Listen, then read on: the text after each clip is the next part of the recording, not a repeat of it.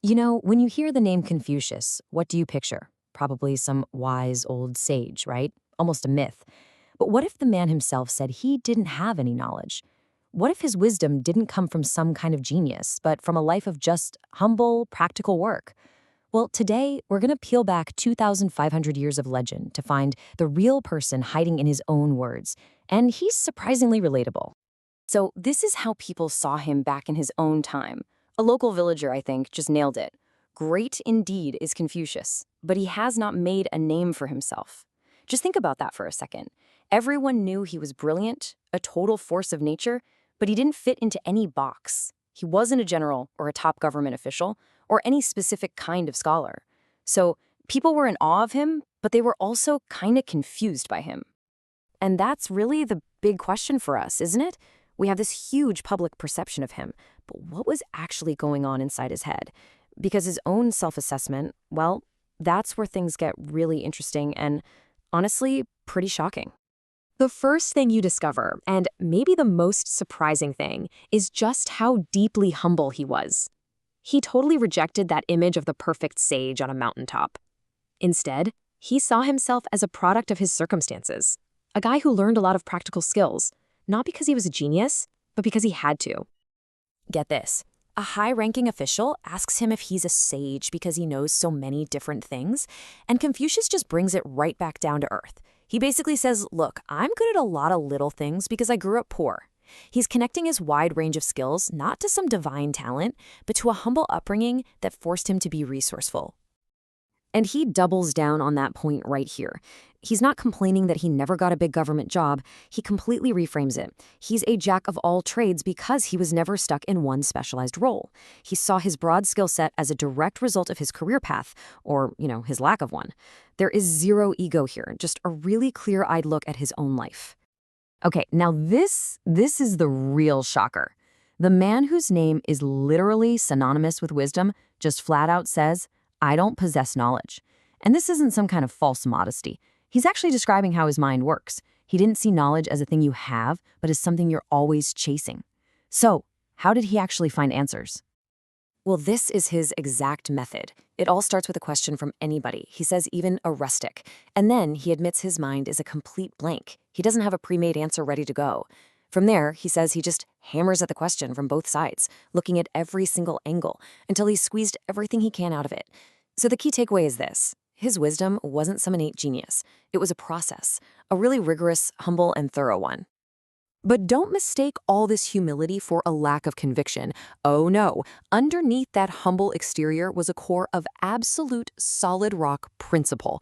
He wasn't just some blind follower of tradition. He was a really thoughtful guy who knew exactly when to go with the flow and when to plant his feet and stand his ground. And this slide just lays out his thinking so perfectly.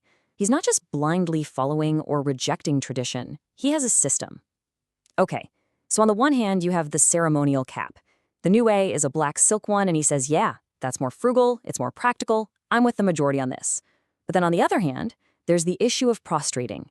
The new way is to bow after going up the steps, and he says, nope, that's casual, it's disrespectful, so he rejects it. His rule seems to be, follow the modern way if it's more practical, but stick with tradition if it protects a core principle, like respect. And his core intellectual principles are all right here. These are his 4 big refusals. He refused to guess or make stuff up. He refused to act like he was 100% certain about things. He refused to be rigid and inflexible. And he refused to be egotistical.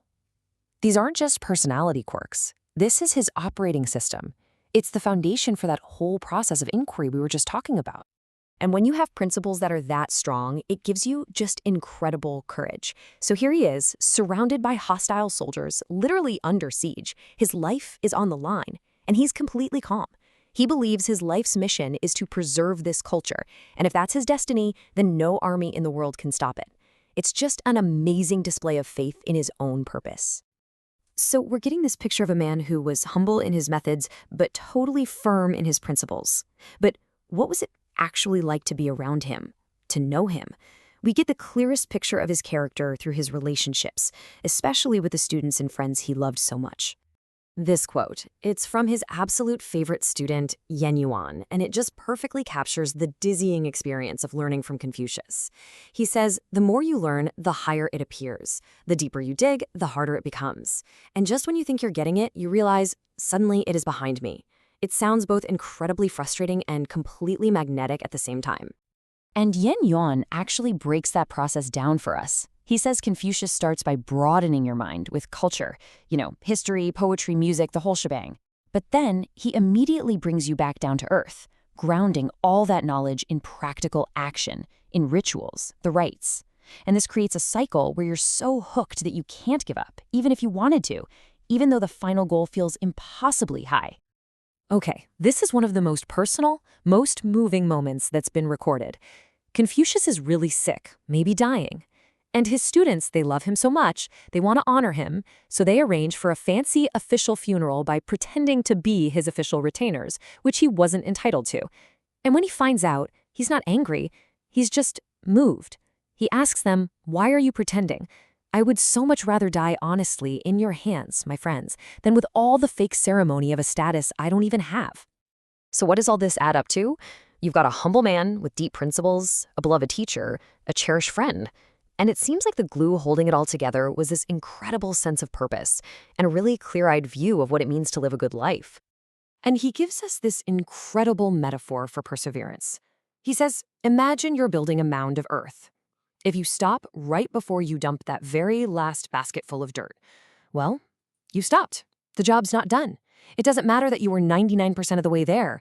An unfinished job is an unfinished job. But, and this is classic Confucius, always seeing both sides, that's only half the story, because you see the opposite is also true.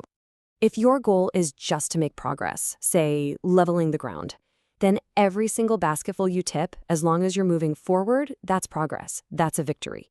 It's such a beautifully balanced way of looking at things. Yeah, don't stop until the job is completely done, but also recognize and value every single small step you take in the right direction. And he leaves us with this final, really elegant image. In the nice weather, all the trees look green and healthy, but it's only when the cold season comes, when adversity hits, that's when you really see which trees, which people have true strength, that the pine and cypress are the last to lose their leaves. Character isn't about how you behave when things are easy. It's about who you are when things get hard. So in the end, his message is that your inner purpose, your will, is the one thing no one can ever take from you. You can take the commander from an army, but you can't take the will from a person. And so his 2,500-year-old wisdom really boils down to a very modern and very personal question for you. What is your purpose? What's that one thing inside you that drives you forward that no one can ever take away?